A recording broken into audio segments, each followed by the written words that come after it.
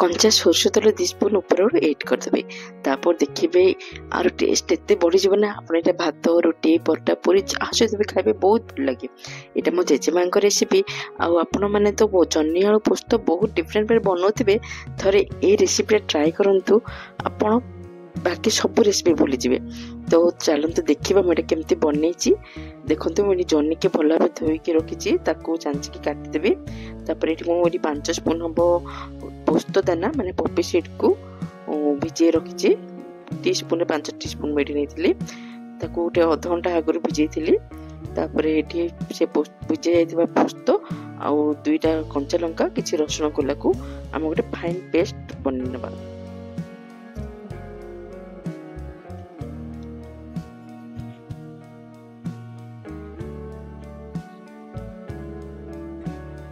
देखले ना आपण भी पॉपी सीड को माने पोस्त को टिके भिजे देबे तार बहुत भल भाव से बाटी हो जिवो पूरा फाइन कर ताको बाटी नेबे। एठी गोटे कढ़ाई रे मु ए सोरष तेल नउची ए रेसिपीटा सोरष तेल रे ही भल लागे। देखो सोरष तेल को भल भाव गरम कर देली तापर टिके ठंडा करी मु सेठी पंचफुटन गोटे स्पून ऐड कर देली। पंचफुटन भल भाव फुटीगला परे ये कला जीरा मु गोटे हाफ स्पून हम ऐड कर देबी।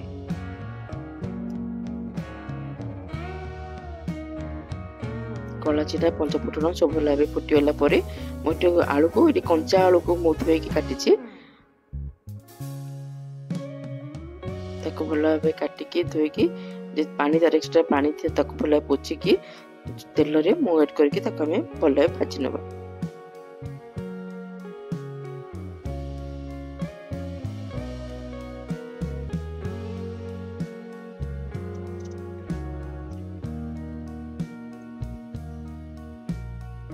कवर करके मीडियम फ्लेम रे ताको हमें आलू कंचा अच्छी तो टिके सिझिला जाए ताको हमें भाजीबा।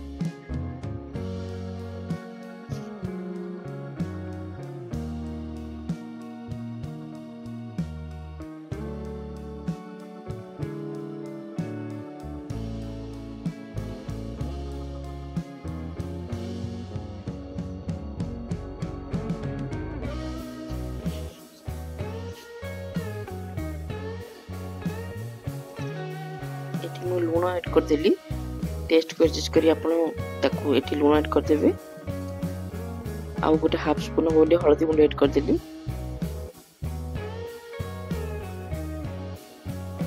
के जन्नी आलू पोस्त हल्दी गुंड ऐड करते समस्त डिफरेंट रेसिपी डिफरेंट वे बनाती यहाँ मो जेजेमा रेसिपी से जमी बनाऊे मुझे आपण मान आगे रेसिपी शेयर कर प्रोसेस थे बनातु बहुत टेस्टी लगे आपन थे बनइले ही जापर। तो देखो लुण हल्दी सब भले मिसेकी आम कवर करके टिके सीझा तो छाड़देवा।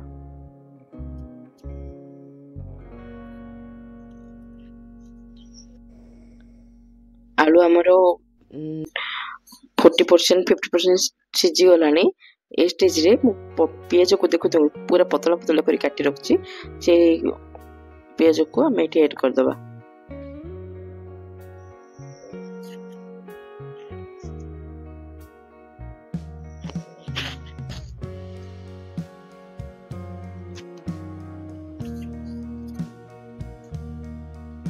ताको भल भाव घंटी कवर करके पियाज आलू सब भाजी छाड़द।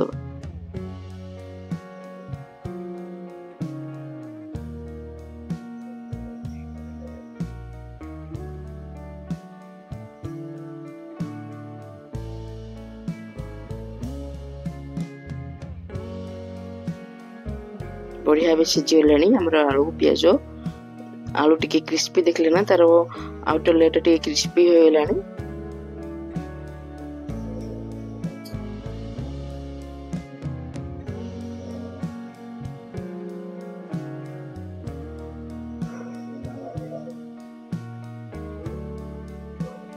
सीझीगलानी आमर आलू माने 80% सीझीगलानी। एबे आमे मु जन्नी की जो काटिकी रखी ताको ऐड कर देबा। जन्नी तो बहुत कम टाइम लगे ताको सिझिबा पे तो आलू जितेबाला 70 to 80% सीझीज तापर ही आप जन्नी को ऐड करेंगे। जन्नी की छोट छोट काटी रखिंट तो सीझे बेस्ट टाइम लगभग। यदि आपको लुण कम लगे तो आप टेस्ट को एडजस्ट कर लुण ऐड कर पारे।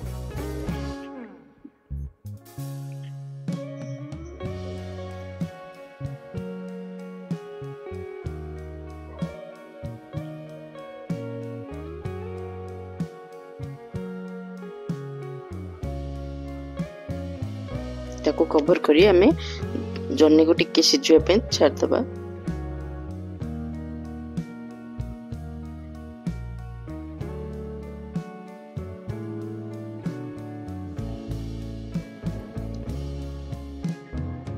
जन्नी भी हमर सिझी गलानी।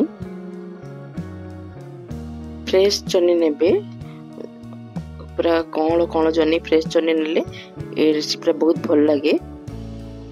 एटी मु गोटे हाफ टी स्पून हम रेड चिली पाउडर ऐड करदेली। आउ गोटे अल्प टिके चीनी माने हाफ टी स्पून हम चीनी आपन सेटा आपन को डिपेंड करे। मुझे हाफ टी स्पून हम चीनी और हाफ टी स्पून हम चिली पाउडर ऐड करदेली।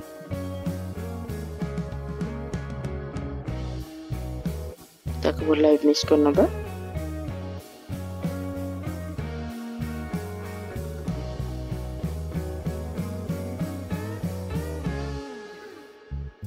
एटी मुझे पोस्त आम बाटी रखते ना पोस्त कंचा लंका रसुण तार बटाटा एटी देदेबा।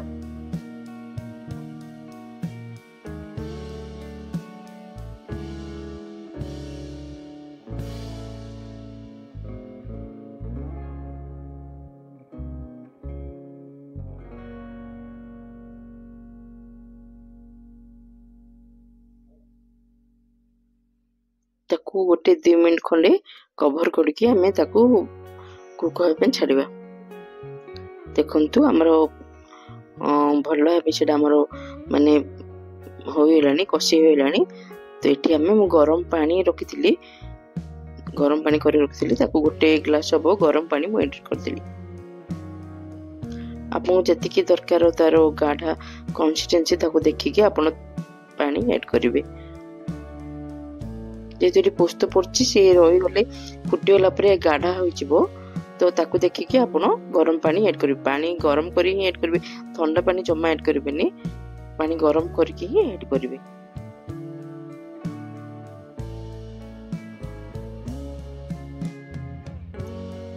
कवर करके आम फुटिया छाड़िबा। देखंतु हमर पूरा रेडी हेले केते टेम्पटिंग केते डेलीशियस देखा ना खाया पे भी बहुत भल लगे।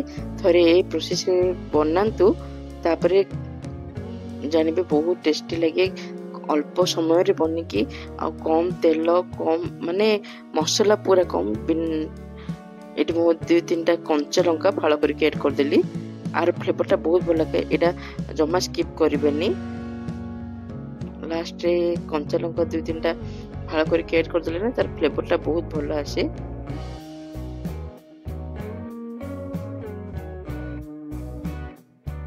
हमर जन्नी आलू पोस्त रेडी हो गला।